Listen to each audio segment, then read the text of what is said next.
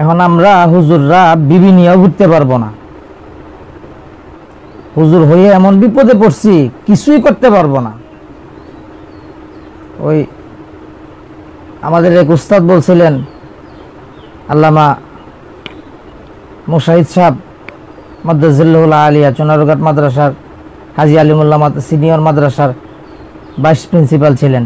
উনি বলছিলেন ত্রিপুরার বাগানে এক বাঙালি ঢুকছে বাগান দেখার জন্য। তো ত্রিপুরা জিজ্ঞাসা যে আমার বাগানে কে রে? কয় আমি। কয় আমি কে রে? কয় বাঙালি। কয় বাঙালি কে রে? কয় ভাই ভাই আসছি বাগান দেখতে। কয় তুই বাগান দেখতে করে রে? কয় ভাইজান রাস্তা ভুইলা ঢুকে গেছে। কয় তুই রাস্তা ভুলতো কে রে? কয় ভাইজান তোমার বাগানে ঢুকছি ভুলে। কয় তুই ভুলে বাগানে ঢুকতো কে রে? কয় ভাই আমি চলে যাবো। কয় তুই যাইতো কে রে? কয় তুই ভাই কি করবো? কয় তুই কিতা করতো কে রে? এই তালে পড়ছি আমরা। আজকে আলিম হইয়া বিবি নিয়েও ঘুরতে পারবো না। কথাটা বুঝছেন? এমন একটা জগতের মধ্যে আসছি আমরা রিফ্রেশমেন্টের জন্য বিবি নিয়েও ঘোরা যাবে না। আল্লামা মামুনুল হক সাহেব হুজুর মাদ্রাসাতুল আলিয়া এই বাংলাদেশে এক লোক বলছে যে সুদির পুতের অভাব, কিন্তু মুদির পুতের অভাব নাই। এই মুদির পুতদের সাথে দীর্ঘ বেশ কিছুদিন বাংলাদেশের মধ্যে এই নোংরা পরিস্থিতি সৃষ্টি করছে বাংলাদেশের সরকার। এই ভারতের কসাই মুদির আইনা 18টা তাজা প্রাণ গুলি করে মাইরা ফেলছে। এই সমস্ত প্রতিবাদ মিটিং মিছিল করতে গিয়া মামুনুল হক সাহেব হুজুর কেন, গোটা বাংলাদেশের আলিম উলামার বিন্দু পরিমাণ শান্তি নাই। রাসূলুল্লাহর ইতিহাস খুঁজে দেখেন, প্রত্যেকটা যুদ্ধের পরে আল্লাহর নবী রিফ্রেশমেন্টের জন্য বিবিদেরকে নিয়ে ঘোরাঘুরি করতেন, অথবা একান্তে সময় দিতেন আল্লাহর নবী বিবিদেরকে। তো এইটাও একটা যুদ্ধ হয়েছে বাংলাদেশের মধ্যে,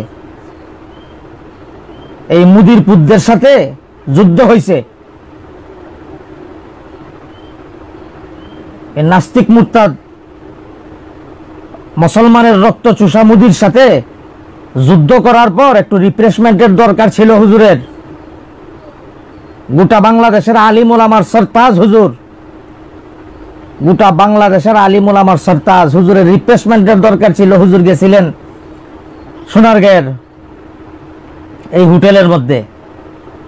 এই কিছু হলুদ মিডিয়া নাস্তিকের বাচ্চারা আর কিছু মুদির পুত্রা এখানের মধ্যে গিয়ে হুজুরে হেনস্থ করছে। আস্তাগফিরুল্লাহ আস্তাগফিরুল্লাহ।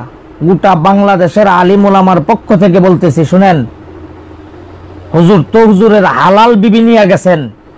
এই হলুদ মিডিয়ারা তোরাও শুই না রাখ, হুজুর যদি হালাল বিবি নিয়ে নাও যাইতেন, রিফ্রেশমেন্টের জন্য যদি অন্য খোদা না খাস্তা অন্য কোনো মহিলা নিয়েও যাইতেন, গোটা বাংলাদেশের আলিম উলামা উনাকে ত্যাগ করতো না। গোটা বাংলাদেশের আলিম উলামা উনাকে স্বপরামর্শ দিয়া আবার আমিরের আসনে বসাইতো এবং উনার পক্ষ থেকে আল্লাহর কাছে তওবা করত। অথচ হুজুর হালাল বিবি নিয়ে যাওয়ার পরেও তোরা আজকে যে কাজটা হুজুরের সাথে করছস, যে বেয়াদবিটা হুজুরের সাথে করছস, গোটা বাংলাদেশের মানুষের কাছে একদিন তোরা কৈফিয়ত দেওয়া লাগবেই, অবশ্যই দেওয়া লাগবে একদিন তোরা কৈফিয়ত।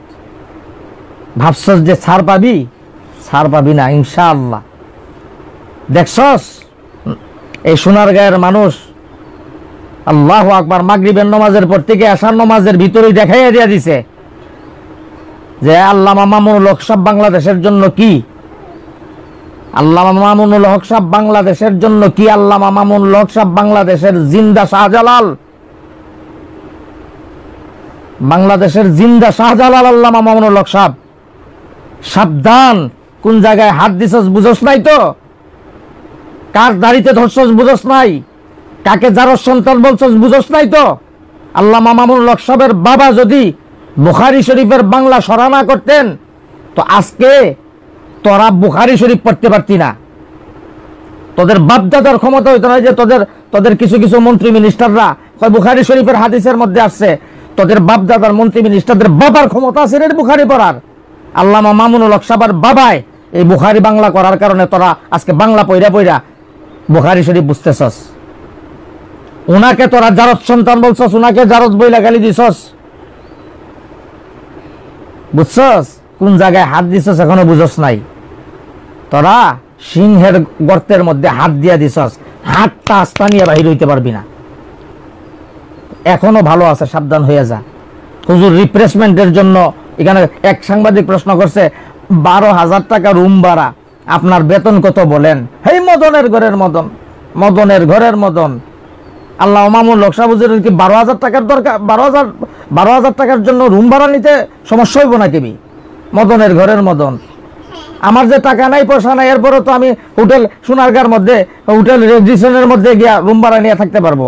আল্লাহ আমার মতন একটা নাফরমানকে যদি আল্লাহ 50,000 টাকা দিয়ে রুম ভাড়া নিয়ে এক রাত্র থাকার ক্ষমতা দেয়, আল্লাহ মামুনুল হক সাহেব হুজুরের আল্লাহ যে টাকা দিছে এইরকম হোটেল কিনার ক্ষমতা আছে উনার।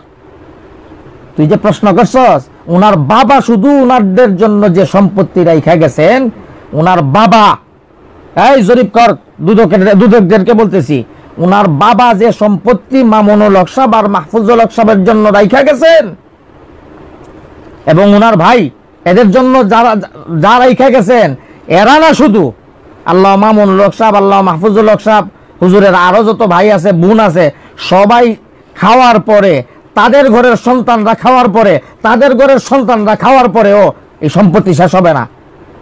4-5 পুরুষ পর্যন্ত যদি পায়ের উপর পা উঠে খায়, এদেরকে আল্লাহ যে সম্পত্তি দিছে এই সম্পত্তি শেষ হবে না। আর মামুনুল হক সাহেব হুজুরের সম্পত্তির কথা বাদ দে, মামুনুল হক সাহেব হুজুরের সম্পত্তির কথা বাদ দে, গোটা বাংলাদেশের আলেম ওলামা একদিনে মামুনুল হক সাহেব হুজুরের কোটিপতি বানাই দিয়ে দিতে পারবে। তুই 12,000 টাকার জন্য প্রশ্ন করস যে 12,000 টাকা রুম ভাড়া। আস্তাগফিরুল্লাহ, আস্তাগফিরুল্লাহ। তোরা হুজুরকে একা পাইয়া যে একটা বেইজ্জতি করছস, তোরা ভাবছস যে হুজুরের পক্ষে কেউ নাই। শুন, আল্লাহ মামুনুল হক সাহেব হুজুরের পক্ষে গোটা আলেম ওলামা সহ বাংলাদেশের সর্বসাধারণ জনতা আছে। শুধু তাই না, গোটা আলেম ওলামাও যদি না থাকে, বাংলাদেশের সর্বসাধারণ জনতাও যদি না থাকে, আল্লামা মামুনুল হক সাহেব হুজুরের পক্ষে স্বয়ং রব্বুল আলামিন আছে। এই জন্য মুহূর্তে ভিতরে দেখাইয়া দেয়া দিছে, হোটেলের গেটমেট ভাঙ্গা কই গেছে যতটা সাংবাদিক হুজুরকে হেনস্থ করার জন্য ঢুকছিল, সাংবাদিকরা যান বাঁচানোর জন্য হোটেলের সামসাইডের মধ্যে পর্যন্ত লুকাইছে, হোটেলের বেলকনিতে লুকাইছে। তো এই শুন, এখনো ভালো আছে, এখনো ভালো আছে, সাবধান হয়ে যা। এখনো ভালো আছে, সাবধান হয়ে যা। বাংলাদেশে সুদির পুতের অভাব, মুদির পুতের অভাব নাই। মুদির পুত্রা, বাংলাদেশটাকে ভারত বানাইতে চাইতেছো তোমরা, বাংলাদেশটাকে ভারত বানাইতে চাইতেছো। পাকিস্তানের ইতিহাস খুঁজে দেখো, পাকিস্তানে হানাদার বাহিনীর কাছ থেকে বাংলাদেশকে 9 মাস যুদ্ধের বিনিময়ে দেশ স্বাধীন করা হয়েছিল। এই মুদির পুত্রা, তোদেরকে বলতেছি, যদি যুদ্ধ করা লাগে আবার যুদ্ধ করব, এই মুদির পুত্রদের কাছ থেকে দেশকে স্বাধীন করে ছাড়বো ইনশাআল্লাহ, দেশকে স্বাধীন করে ছাড়বো ইনশাআল্লাহ। এই জন্য আমরা একটু নীরব আছি, দিকে ভাবিস না যে আমরা কথা বলা ভুলে গেছি, ভাবিস না আমরা কথা বলা ভুলে গেছি। আমরা কথা বলা ভুলি নাই। আমরা, তোরা আমাদের সাথে কি খেলবি? কয়েকদিন পর পর ডাকস, আয় খেলা হবে, খেলা হবে। এই বেটা, এই 313 জন নিয়ে 1000 সশস্ত্র বাহিনীর সাথে তো 1400 বছর আগেই আমরা খেলে নিছি। আমরা তো পাকা খেলোয়াড়, তারা তো কাঁচা খেলোয়াড়। গতকালকে রাত্রের ঘটনাই তো বোঝা গেছে, কয়েকটা খেলোয়াড় শুধু নামছে, কয়েকটা খেলোয়াড়, কয়েক খেলোয়াড়ে দেখা গেছে। কই গেছে পুলিশ, কই গেছে আর্মি, কই গেছে হলুদ মিডিয়া? বিয়াদবের বাচ্চারা এখনো ভালো আছে। মুদিরপুর যারা আসস তাদেরকে বলতেছি, এখনো ভালো আছে, সাবধান হয়ে যা। এখনো ভালো আছে। হুজুরের কাছে তো মাপসা, আল্লাহর কাছে তৌবা কর। আর যদি হুজুরের কাছে মাপ না চাস, আল্লাহর কাছে যদি তৌবা না করস, তাহলে যাই না রাখিস, বাংলাদেশের মধ্যে একদিন তোরা জবাব দেয়া লাগবেই। আর আরেকটা কথা বলি, শুন। আল্লাহ মামুনুল হক সাহেব হুজুর একজনে প্রশ্ন করছে যে আপনি বিভিন্ন হোটেলে আসবেন কেন? এই তোরা জানোস না যে বাংলাদেশ এটা ইসলামিক রাষ্ট্র না? ইসলামিক রাষ্ট্র হইলে প্রত্যেকটা পুরুষের 4টা বিয়া করার দরকার। উম্মতে মুহাম্মদের ফজিলত 4 বিয়ার মধ্যে, 1 বিয়ার মধ্যে উম্মতে মুহাম্মদের ফজিলত না, 4 বিয়ার মধ্যে উম্মতে মুহাম্মদের ফজিলত। সমস্ত উম্মতের 1 বিয়ার মধ্যে ফজিলত ছিল, আর আমাদের উম্মত, আমরা নবী মুহাম্মদুর রাসূলুল্লাহর 4 বিয়ার মধ্যে ফজিলত। হুজুরের সভাপতি ছোট স্ত্রীকে নিয়ে গেছেন এখানের মধ্যে রিপ্লেসমেন্টের জন্য। আমরা আলিম উলামা হুজুরকে শান্তি দেই না, রাত দিন 24 ঘন্টা গুতাই। মিডিয়ারাও শান্তি দেয় না, রাত দিন 24 ঘন্টা গুতাগুতি করে। কথা বুঝছো? পারিবারিক ভাবেও উনি এমন এক পর্যায়ে গিয়ে পৌঁছছেন, ওনার কোনো শান্তি নাই, একান্তে সময় কাটানোর মতো কোনো সুযোগই নাই। সংসারের মধ্যেও ঝামেলা, আমরা আলিম উলামার দিক দিয়ে ঝামেলা। উনি এমন এক জায়গার মধ্যে আছেন, উনি এখন কিও করতে পারবেন না। তখন রিপ্লেসমেন্টের জন্য যাইতেই পারেন, আমি আমার বিবিকে নিয়ে ঘুরতে পারি। এই জন্য তোদের মতন বেয়াদবরা সুযোগ পাইয়া সদ্ব্যবহার করছস, যাই না রাখিস। শেষ কথা বলি, এই যে বেয়াদবিটা করছস, এই বেয়াদবির কারণে এমনও হইতে পারে তোদের মসনদ নিয়ে টান পড়তে পারে, এমনও হইতে পারে তোদের মসনদ নিয়ে টান পড়তে পারে, এমনও হইতে পারে এই বেয়াদবির কারণে এই মুদির পুতের বাচ্চারা এমনও হইতে পারে যে ইন্ডিয়ার গঙ্গা নদীতে তোরা ডুব দিয়া যান বাঁচাইতে হইতে পারে। এই জন্য সাবধান, এখনো ভালো আছে, জাতির কাছে ক্ষমা চা, হুজুরের পায়ে ধরে গিয়া ক্ষমা চা। আমি দোয়া করি আল্লাহ রব্বুল আলামিন যাতে তাদেরকে মাফ করে দেয়, হুজুরে যাতে তাদেরকে মাফ করেন। আর হুজুরদের পিছনে আঙ্গুল দিতে গিয়ে বুঝা আঙ্গুল দিস, ইতিহাস সাক্ষী আছে আজকে পর্যন্ত কেউ হুজুরদের পিছনে আঙ্গুল দিয়া ইজ্জত এবং জান আবরু নিয়ে বাইসে যাইতে পারে নাই, তোরাও বাইসে যাইতে পারবে না ইনশাআল্লাহ, ইনশাআল্লাহ, ইনশাআল্লাহ। এর বিচার বাংলাদেশের জমিনেই হবে ইনশাআল্লাহ। আমার মামা যারা যারা লাইভে আছেন তাদের সবাইকে সালাম দেই। আমার মামাও লাইভে আছেন, কয়েকজন বন্ধু লাইভে আসছে, সরাসরি আসছেন, সংযুক্ত হয়েছেন, সবার প্রতি আমার সালাম। আসসালামু আলাইকুম রহমতুল্লাহি ওয়া বারাকাতুহু। ফজরের নামাজের সময় হয়ে গেছে। হ্যাঁ, আমার মামা ইলেকশনের লোকে জুলুমবাজরা একদিন ধ্বংস হবে ইনশাআল্লাহ, অবশ্যই ধ্বংস হবে, ধ্বংস হওয়ার সময় চলে আসছে।